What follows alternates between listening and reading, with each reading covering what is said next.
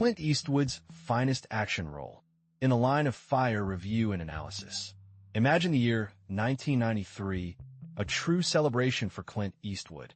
Fresh off winning Oscar Gold for Best Picture and Best Director for Unforgiven, which also roared at the North American box office with over $100 million. Eastwood was riding high as Hollywood's reigning legend. During this exciting time, he promoted two very different films.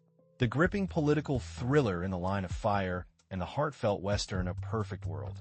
The buzz around A Perfect World was especially intense because it marked Eastwood's directorial comeback following his acclaimed Unforgiven and also teamed him on screen with Kevin Costner, the 1990 Best Director winner.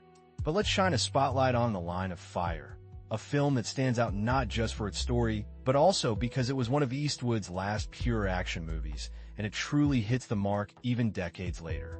Directed by Wolfgang Petersen, famous for the intense submarine classic Das Boot, this film delivers a pulse-pounding intrigue. Eastwood stars as Frank Horrigan, a grizzled Secret Service agent haunted by the memories of being in JFK's motorcade during his assassination. When a deranged killer threatens the president, Horrigan, who's no longer officially on duty, volunteers to stop him, believing his past experience makes him the best shot at catching the bomber. What makes In the Line of Fire especially fascinating is Eastwood's role behind the scenes. While he didn't direct this film, an unusual choice for him, he jumped in front of the camera for a project that's a departure from his usual style.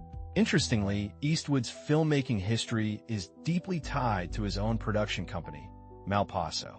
This film, however, was produced through Castle Rock Entertainment, marking a rare break from his typical path and giving the movie a fresh energy. Looking back, In the Line of Fire feels like a perfect farewell to Eastwood's action hero era.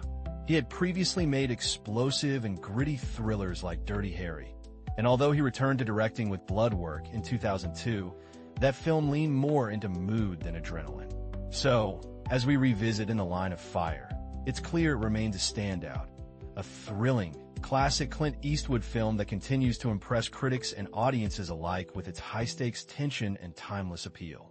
If you haven't seen it in a while, now's the perfect time for a rewatch and to enjoy one of Eastwood's finest action roles, celebrating a film that still holds a remarkable 96% freshness rating on Rotten Tomatoes.